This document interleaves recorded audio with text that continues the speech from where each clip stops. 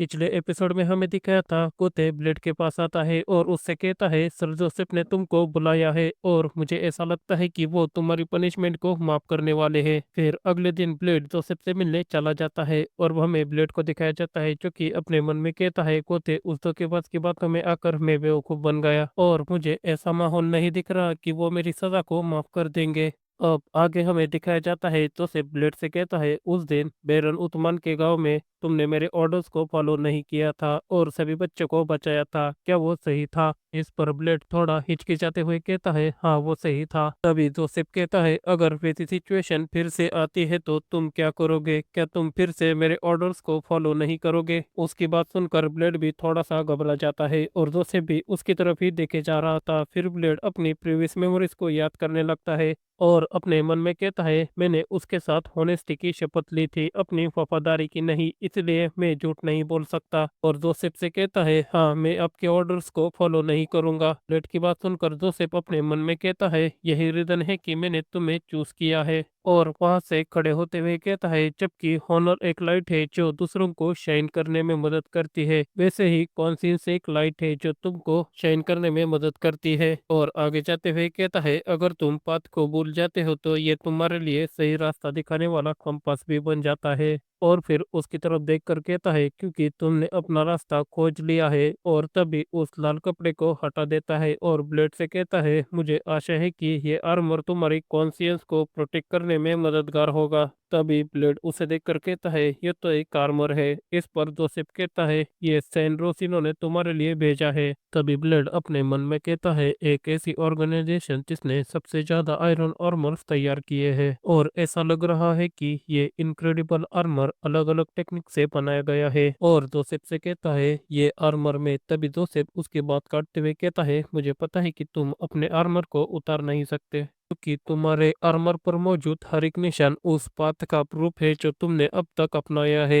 और ये आर्मर तुम्हारे द्वारा खोजे गए पाथ का प्रूफ है। तभी ब्लेड कहता है मुझे माफ कर दीजिए। फिर जोसेफ ब्लेड से कहता है यहाँ आ जाओ और इस आर्मर को करीब से देखो। फिर ब्लेड आर्मर के पास जाकर उस आर्मर को देखने लगता है। तभी उसे कुछ वहां पर लिखा हुआ दिखता है। फिर वो उसे पढ़ते हुए कहता है वो नाइट जिसने सभी छोटे बच्चों की सांसों को प्रोटेक्ट किया। फिर हमें जैगर, लावाडू और ग्रेगरी को दिखाया जाता है। उनके चेहरे पर एक अलग ही मुस्कान थी जैसे उन्हें ब्लेड पर बहुत ही ज्यादा प्राउड है। तभी तो से ब्लेड से कहता है हाँ ये वही पाथ है जिस पर तुम आज से चलोगे। तभी हमें सीन कट होकर मेन सिटी वास्तुपोल को दिखाया जाता है और एक आदमी को भी जो कई सारे नाइट लेकर खड़ा हुआ था। फिर वो कहता है वो लोग आ रहे हैं और ये आयरन ड्यूक का सक्सेसर वाल्कोन पेरानोफ है। तभी हमें कई सारे लोगों को दिखाया जाता है वो किसी से बचकर भागे जा रहे थे। तभी उनके ऊपर एक अटैक होता है जिससे वो बाल बाल बच जाते हैं और हमें एक ड्रैगन को दिखाया जाता है जो कि उनके पीछे पड़ा हुआ था। उसे देखकर वे आदमी कहते हैं अरे दत्त तेरे की, हम तो इससे बच नहीं पाएंगे, ये बहुत ही ज्यादा तेज है। फिर दूसरा आदमी कहता है थोड़ी देर और सब्र रखो, हम वहां पर पहुंचने ही वाले हैं। तभी वो ड्रैगन एक बहुत जोरदार दहाड़ लगा देता है। उसकी आवाज सुनकर वेलकुन भी अपने ओरा को रिलीज करने लगता है और अपने वर्ल्ड को एक्टिव कर लेता है और उसका ओरा पूरे माउंटेन पर फैला हुआ था। तभी उन घुड़सवार में से एक आदमी कहता है सर वॉल्केन अटैक करने वाले हैं इसलिए साइड में हट जाओ। फिर हमें वॉल्केन को दिखाया जाता है जो कि बादे में अपने ओरा का यूज कर लेता है और उस ड्रैगन के ऊपर एक अटैक कर देता है और कहता है अब तो वो नहीं बचेगा। ड्रैगन भी उस अटैक को देखकर तुरंत ही बड़ी आसानी से डॉज कर लेता है। तभी वॉल्केन उसको देखकर हैरान होते हुए कहता है क्या उसने मेरे अटैक को डॉज कर लिया? लेकिन मेरा अटैक उसके कितने करीब था,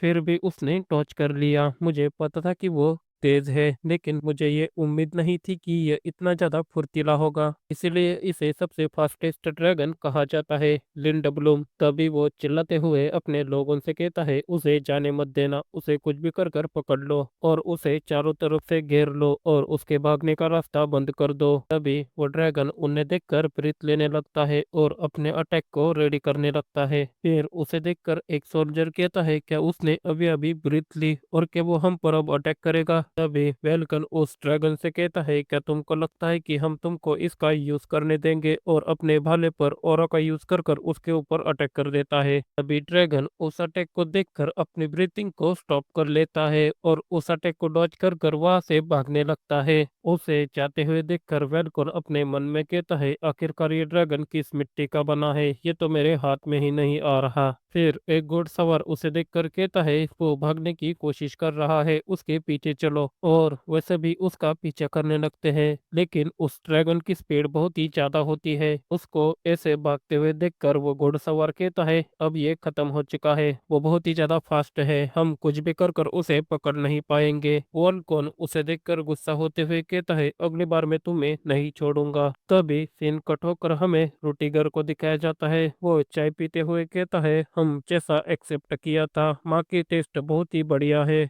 फिर हमें दिखाया जाता है, वो तो जोसेफ के सामने बैठा हुआ था। फिर जोसेफ उससे कहता है, तुम यहाँ पर क्यों आए हो? मुझे डाउट है कि तुम इतनी दूर यहाँ पर चाय पीने के लिए तो नहीं आए होंगे। इस पर रूटीगर कहता है, अरे तुम इतना कठोर क्यों हो रहे हो? क्या मुझे अपने भाई से मिलने के लिए किसी काम की जरूरत है? और ऐसा तो नहीं है कि हम दोनों अजनबी है। और हमें जोसेफ को दिखाया जाता है जो कि उसे घूरे जा रहा था। उसको देखकर रूटीगर कहता है, ठीक है, इतने गुस्से में मुझे मत घूरो। और अचानक ही सीरियस होकर कहता है, बारबरियन ने जो कहा था वो सही था। उसकी बात सुनकर जोसेफ कहता है, इसका क्या मतलब है? तभी रूटीगर कहता है, उस बारबरियन ने जो कहा था वो सही है, ड्रैगन आ रहे हैं। और इसी के साथ ये चैप्टर खत्म होता है। मुझे पता है कि ये एपिसोड ज़्यादा बड़ा नहीं, लेकिन चैप्टर इतना ही अपलोड हुआ है, इसलिए मैं कुछ नहीं कर सकता। लेकिन अगर आप चैनल पर नए हो तो सब्सक्राइब कर देना और बेल आइकन को ऑन पे सेट कर देना और लाइक भी कर देना। और मैं मिलता हूँ आपको अगली वीडियो में।